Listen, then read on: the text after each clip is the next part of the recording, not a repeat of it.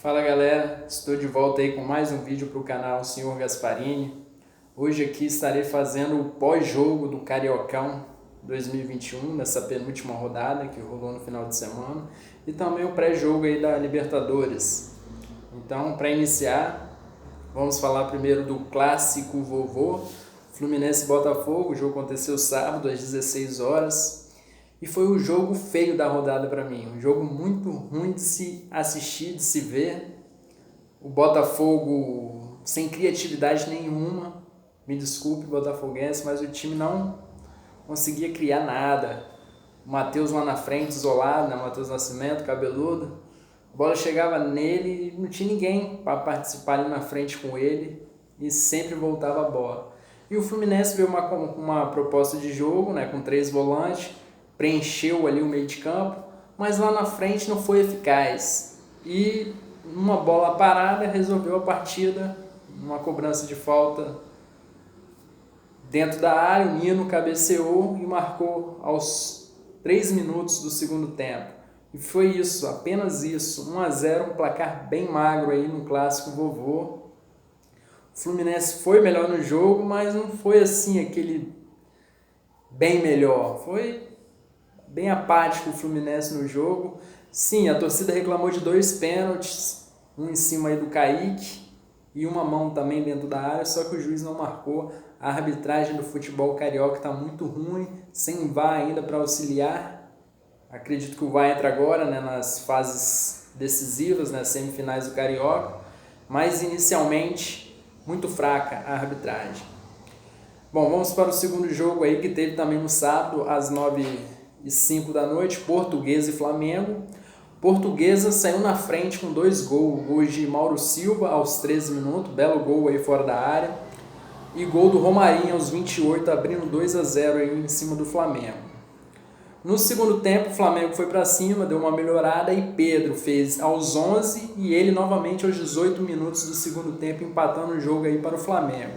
O destaque dessa partida é o Pedro, voltou aí depois de um tempinho lesionado e muito importantes gols, né? Tempo aí que ele não jogava, tempo que ele não marcava, então foi a notícia boa aí para a torcida do Flamengo, os gols de Pedro. E aí, esse empate acabou deixando vivo o Vasco. O Vasco estava assim na corda bamba, se a Portuguesa ganhasse estava eliminado, mas o Flamengo empatou. Mas o Vasco também não fez seu papel de casa, a mesma história. Jogo no domingo às 18, o Vasco saiu perdendo de 2-0. 2 gols de Marcos Vinícius aí pelo Boa Vista, um de pênalti aos 11 do primeiro tempo e aos 31 do primeiro tempo o mesmo jogador fez 2-0 aí pro Boa Vista. Germancano chegou a descontar nos acréscimos aí do primeiro tempo e logo no início do segundo, Gabriel Peck fez um empate aí, deixando a torcida do Vasco otimista aí pela virada, né, e a classificação, né? Assim, passaria, né? Chegaria próximo ali à classificação e chegaria vivo aí na última rodada para brigar por essa vaga com a Portuguesa. Mas o terceiro gol do Vasco não saiu e o Vasco acabou sendo eliminado aí precocemente, juntamente com o Botafogo, né? Não vão mais para as semifinais do Carioca.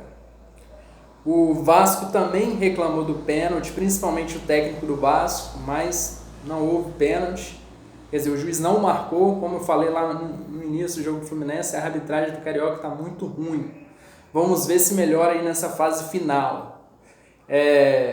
Esse campeonato carioca é muito confuso, cada ano muda, mas eu acredito que para o Vasco e para o Botafogo, eles ficam mantendo aí nas posições de 5º a 8º, também terão uma espécie de Taça Rio, né? Então talvez uma motivação a mais para o Vasco e o Botafogo aí, brigar pelo menos por essa parte a menos aí, né, do Carioca, porque a mais importante é o Carioca, que é os 4 primeiros que vão brigar.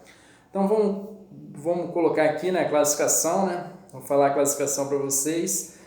Os classificados, né? Primeiro lugar, Volta Redonda, isso na penúltima rodada. Ficou assim, Volta Redonda primeiro com 21 pontos. A verdadeira escadinha, Volta Redonda 21 pontos, 6 vitórias. Flamengo 20 pontos, 6 vitórias. Fluminense 19 pontos, 6 vitórias também. e a Portuguesa com 18, com 5 vitórias. Os 4 estão classificados, mas a posição ali pode mudar, acontecer bastante coisa aí no próximo final de semana. Se terminasse do jeito que terminou nessa penúltima rodada, seria Volta Redonda, primeiro colocado, enfrentando a Portuguesa, o quarto, e teríamos um Fla-Flu na semifinal do Cariocão. Lembrando que o primeiro colocado da classificação aí geral, né, seria teoricamente o campeão da Taça Guanabara, e depois disputando semifinal e final para saber quem seria o campeão carioca. Então, até o momento seria o Volta Redonda. Vamos ver esse assunto para o próximo vídeo, né? Esse pré-jogo da última rodada do Campeonato Carioca. E provavelmente Fluminense e Flamengo irão poupar seus times por conta da Libertadores, que é o assunto que eu vou tratar agora. Antes queria dar uma pincelada aqui, né? Na Europa está uma confusão, né? Um tal de Superliga, não vai ter mais Liga dos Campeões, vai mudar também o regulamento da Liga dos Campeões a partir de 2024. Deu um bafafá do caramba na Europa. O presidente do Real Madrid que criou essa tal de Superliga, muito dinheiro envolvido. Não vou comentar muito, só vou falar que é triste, né? É triste isso acontecer no futebol europeu. Acho que é um desrespeito com os outros times, né? Unir 12 clubes considerados grandes aí, hoje alguns nem muitos, mas tem nome, né? Então, fazer essa combinação com 12 clubes aí da Europa e o resto que se dane. Então, não concordo. Pô, tem time que briga aí todo ano aí por uma vaga tão sonhada na Liga dos Campeões e criando essa Superliga aí só por causa de muito dinheiro envolvido, acaba prejudicando os outros clubes. Ainda não tem nada de concreto, mas o presidente do Real está à risca aí querendo essa Superliga. Então, galera, o que eu te falo, vamos acompanhar o futebol de verdade, o melhor torneio aí do mundo, que é a Libertadores, que começa amanhã, essa semana aí, a fase de grupos, realmente a fase que começa de verdade, esse grande torneio aí intercontinental, que é a Libertadores, né, com os times sul-americanos, e já começa amanhã. Vamos acompanhar aí que só vai ter jogão. Amanhã às 19h15 tem Always Reed contra o Internacional, a estreia aí do Inter. O Santos, que já jogou aí os playoffs antes para entrar no grupo aí, encara o Barcelona dentro de casa, às 19h15 também joga amanhã. Vélez Sarsfield recebe o Flamengo aí, terça-feira às 9h30 da noite. Como eu falei, o Pedro voltou aí com esperança da torcida flamenguista, né? Pode ser uma boa opção no banco. O Arrascaeta está de volta, foi relacionado para o jogo, ele não tinha jogado esses 2 últimos jogos aí que passou. E Rodrigo Caio é o desfalque do Flamengo, né? Ele foi expulso na última partida da Libertadores do ano passado, é o desfalque, juntamente com o Thiago Maia e César, que vem se recuperando de uma lesão no joelho. Mas o Flamengo tem totais condições de ganhar lá, o time da Argentina. Todo mundo conhece o restante do time aí, eu mesmo. Gustavo Henrique herda a vaga do Rodrigo Caio e o William Arão deve fazer aquela dupla ali com ele na zaga. Então, boa sorte Flamengo, boa sorte torcida flamenguista. Tem tudo para ser um grande jogo, né? Aquele embate já de Brasil contra a Argentina. Também na terça-feira, Sport Cristal e São Paulo, às 9h30 da noite.